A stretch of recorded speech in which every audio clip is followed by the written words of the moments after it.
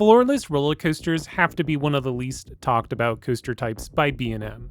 Originating from the year 1999, this model has turned into the go-to style for the traditional looping roller coaster. Though B&M does still create traditional looping roller coasters with floors, this floorless model is basically the continuation. From what I could gather, there has been a total of 13 floorless roller coasters created, plus 3 conversions. If we wanted to include dive coasters, which I could also make a good argument for, then that number would increase significantly. Almost every dive coaster by B&M features floorless trains, and their trains with 6 across seating can handle more intense elements like normal looping coasters. For the sake of argument, I'm going to stick with the traditional floorless models. Before we jump into today's content, please do me a favor by clicking on that like button and hitting subscribe if you aren't already. If you want some more coaster content, go check out my Instagram account and TikTok. Both are updated on a regular basis.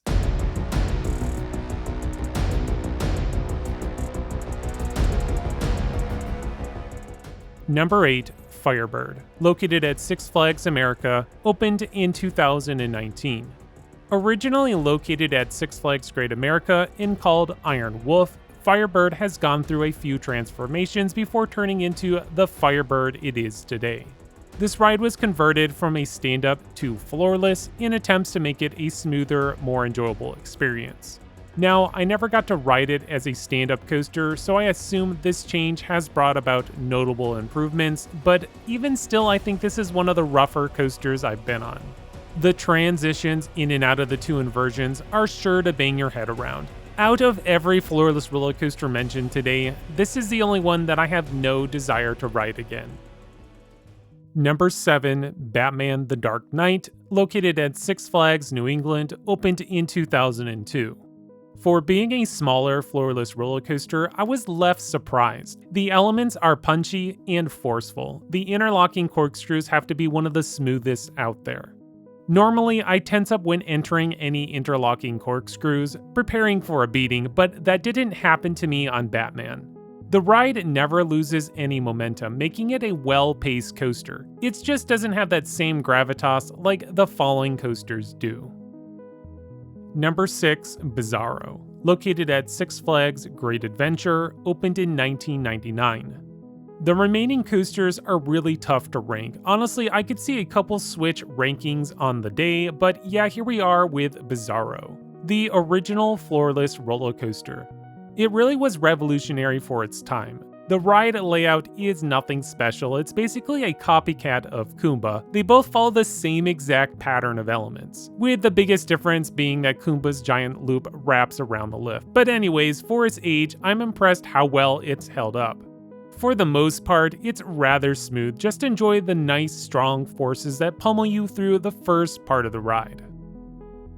Number 5. Ruguru, located at Cedar Point, opened in 2015.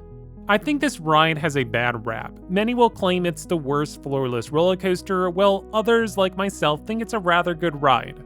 This is another conversion project taking a stand-up coaster and turning it into a floorless ride. Ruguru has one of the more unique layouts with its fast pacing and incline loop. Depending on where you are seated, this ride can have a nasty rattle. However, if you sit up near the front, I think it's rather smooth, creating a pleasant riding experience. Number 4. Hydra the Revenge, located at Dorney Park, opened in 2005. Speaking of unique, Hydra the Revenge has to be one of the most unique floorless coasters on today's list. It has a very weird lineup of elements, including a slow JoJo roll right out of the station. It also features a nice moment of airtime during that first drop. Something that most floorless roller coasters lack is some good airtime. The major letdown of Hydra is that it's too slow. If this coaster was like, 15 feet taller, I think it would travel through the inversions a little faster, giving you more of that whip you desire. Honestly, if this ride was faster, it would probably be my favorite floorless, but as it stands now with its lackluster pacing, 4th place will do. Number 3. Kraken, located at SeaWorld Orlando, opened in 2000. I think many get confused and think that Kraken was the first floorless roller coaster. Well, it's not, but it's also highly loved. The ride has an excellent location traveling alongside the lake. The inversions are nice and forceful, especially the final two inversions with the vertical loop and corkscrew. Speaking of those two inversions, Kraken ends by diving into a trench, flipping you upside down, sending you through a tunnel that turns right into a snappy corkscrew. This is a great ending and probably the best part of the ride. Now, the one major negative I have for Kraken, it's starting to get a little rough. There is a notable rattle, especially if you are seated near the back of the train. I recommend sitting up closer to the front and take a middle seat when possible. Number 2, Dominator, located at King's Dominion, opened in 2008. Dominator is the longest floorless roller coaster by B&M, which is kind of surprising when you realize it only has 5 inversions, when on average most of them have about 7, some with 6. Instead of pummeling riders with a couple more inversions, B&M decided to mix things up with a low-to-the-ground turnaround and an overbanked turn that leads right into the Cobra roll. Personally, I would have preferred another inversion like a 0G roll, but what they did is still pretty good. The ride looks massive, especially its vertical loop. Overall, this is a good floorless roller coaster that provides some excellent positive Gs in a near smooth interlocking corkscrews. Number 1, Superman Krypton Coaster at Six Flags Fiesta, Texas, opened in 2000.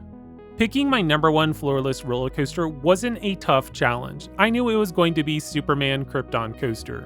Being built alongside and on top of the quarry wall takes this ride to a whole new level. It's fast, intense, and creative. I love how the first drop takes you close to the cliff wall and repeats that effect once again with a helix that sits on top of the wall and dives right off the edge. The 0G roll is a great inversion and provides an excellent whip.